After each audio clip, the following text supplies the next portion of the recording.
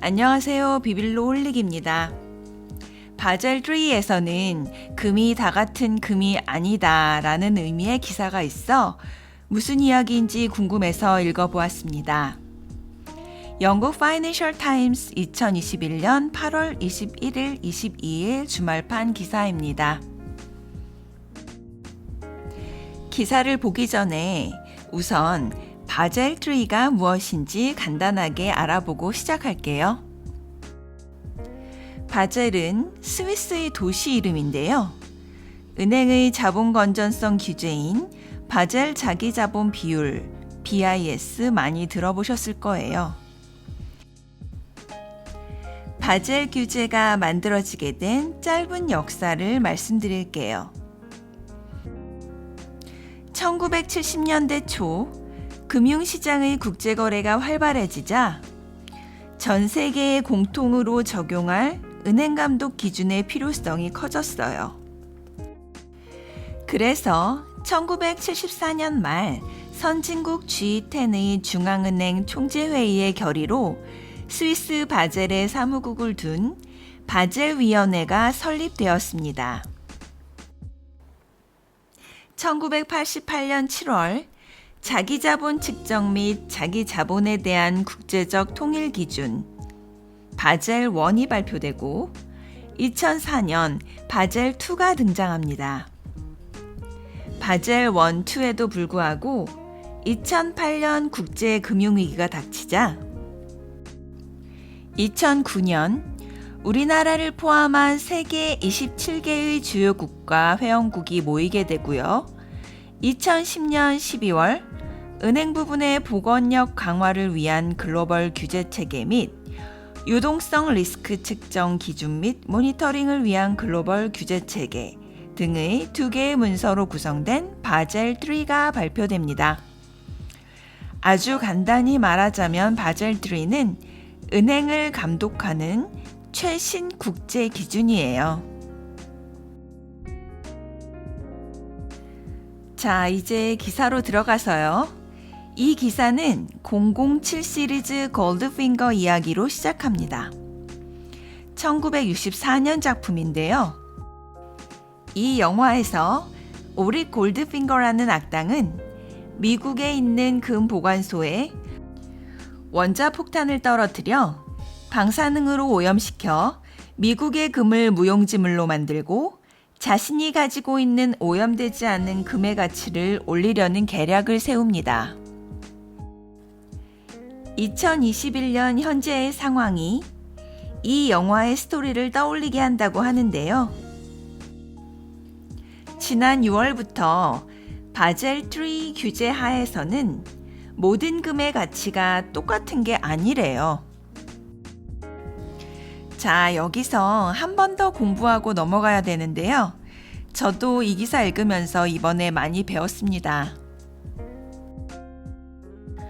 금융권에서 금은 할당된 금과 비할당된 금으로 나뉜다고 합니다. 할당된 금은 고객이 금고에 맡긴 실제 금을 말합니다.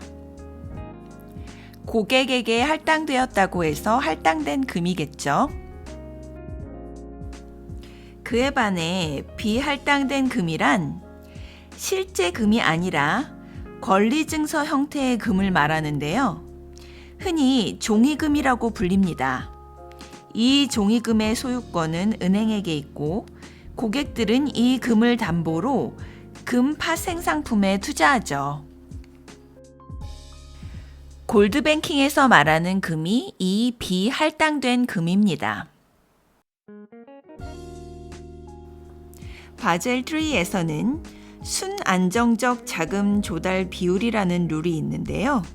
영어로는 Net Stable Funding Ratio 라고 해서 약자로 NSFR이라고 합니다. 아주 단순히 말하자면 은행 고객이 예금을 인출하러 왔을 때 은행이 고객에게 돈을 내어줄 수 있어야 하잖아요. 그런 돈을 얼마나 안정적으로 보유하고 있느냐라는 정도를 말하는 거예요. NSFR에 따르면 비할당된 형태로 은행이 보유하고 있는 금은, 즉 종이금은 제로 리스크 자산이 아니라고 합니다. 바꾸어 말하면 고객에게 할당된 실제 금만이 NFSR에 적합한 안전자산이 되기 때문에 실제 금이 종이금보다 훨씬 매력적인 자산이 되는 것입니다.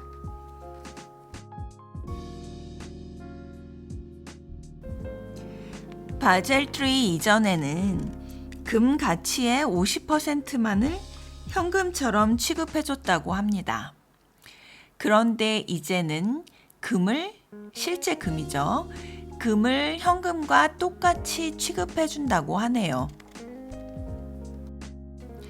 그런데 종이금은 현금으로 취급해주지 않는 거고요.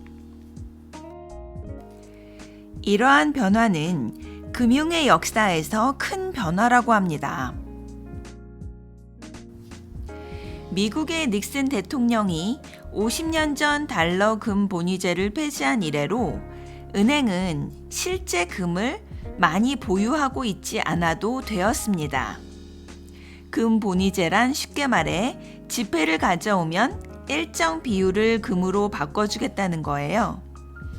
중앙은행에 금을 비축해두고 금의 가치만큼 지폐로 된 화폐를 발행해서 시장에 유통시키는 제도죠. 그래서 금 본위제가 폐지된 후 은행들은 다양한 방법으로 금을 소유하거나 팔기도 했죠. 예를 들어 종이로 된 증서로 금에 대한 권리를 사고 파는 것이요. 이것이 비할당된 금, 즉 종이금이겠죠. 이제 할당된 실제 금만을 현금으로 취급해주는 바젤 3의 규칙이 적용되면 상대적으로 비할당된 금, 즉 종이금의 가치는 내려가게 될 가능성이 큽니다. 은행들이 재무 건전성 기준을 맞추기 위해 실제 금을 더 많이 보유하려고 할 테니까요. 필자는 이것이 금융의 퇴보라고 이야기합니다. 바젤 3의 이론에 의하면 종이금에만 리스크가 있다고 하는 건데요. 이와 비슷하게 금을 사고 파는 딜러들은 종이금이 가치를 뒷받침하는 실제 금이 부족하다는 루머를 오랫동안 퍼뜨려 왔다고 합니다. 이런 루머에도 불구하고 종이금을 내다 파는 사람은 아직까지 많지는 않았다고 합니다. 그래서 금 시장도 잠깐의 가격 하락은 있었지만 강한 회복력을 유지해 왔고요. 그렇다면 새로운 규칙으로 인해 종이금의 가치가 하락할 것이라는 우려는 007 영화의 골드핑거처럼 실제 금을 가진 사람들이 자신이 가진 자산의 가치를 올리기 위한 과장일까요? 필자는 과장이라고 단언하기엔 아직 이르다고 합니다. NSFR은 유럽의 여러 국가들에는 적용되었지만 아직 영국에는 적용되지 않았는데요. 영국이 가장 영향력이 큰 근거래소이기 때문에 변화의 여파를 감안해서 내년 1월까지는 새 규정이 적용되지 않을 것이라고 합니다. NSFR이 디지털화된 은행에는 영향을 덜 미치겠지만 금을 담보로 한 유동성에 의존하는 은행에는 영향이 클 것으로 보입니다. 예를 들면 2001년 탈레반 정권이 아프가니스탄에 대한 지배력을 잃었을 때 그들은 아프가니스탄 중앙은행을 습격해서 모든 금과 현금을 빼앗아 갔습니다. 하지만 실제 금의 안전에는 변화가 없었는데요. 이유는 대부분의 아프가니스탄의 현금과 금은 미국 뉴욕 연방은행에 보관되어 있었기 때문이죠. 탈레반이 아프가니스탄을 다시 점령했지만 뉴욕에 보관된 실제 금을 갖지는 못할 것입니다. 왜냐하면 뉴욕에 보관되어 있는 실제 금을 찾으려면 적법한 권리증이 필요한데 탈레반이 그 권리증의 적법한 소유자가 아니기 때문입니다. 이 예는 종이금을 보유해서 아프가니스탄이 탈레반의 강탈을 피할 수 있었던 좋은 예이죠.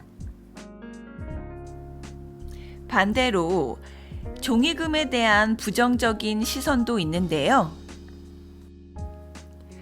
실물금에 많이 의존하는 나라들은 실물금을 다른 나라에 보관하고 종이금 형태로 가지고 있으면 금의 황금성이 갑자기 떨어질까봐 두려워한다고 합니다. 전 세계를 통틀어 골드 클리어링 뱅크는 4군데라고 하는데요. 골드 클리어링 뱅크, 금 정리 은행들은 금 대출이나 금 교환을 하는 데 있어 중요한 유동성을 공급합니다. 골드 클리어링 뱅크의 서비스는 대부분 종이금을 기반으로 이루어진다고 합니다. 런던 금괴시장 연합은 은행이 제공하는 이런 서비스의 비용이 너무 비싸질까봐 걱정이라고 합니다. 새 규정으로 인해 종이금의 가치가 내려가면 은행들은 종이금을 보유하고 싶지 않을 것이고, 이렇게 되면 은행들이 시장에서 빠져나가게 돼서 시장의 유동성이 줄어 금 거래 시스템 자체가 붕괴될 거라고 주장합니다. 필자는 영국이 바젤 3의 새 규정에서 면제된 것을 다행이라고 합니다. 아직까지는 영국만 면제해 준 것에 대한 국제적 반대 여론은 없다고 하는데요. 앞으로의 일은 알 수 없겠죠. 이번 기사를 통해 평소 몰랐던 은행권에서의 금의 분류와 역할에 대해서 알게 되었습니다. 뜻깊은 시간이었네요.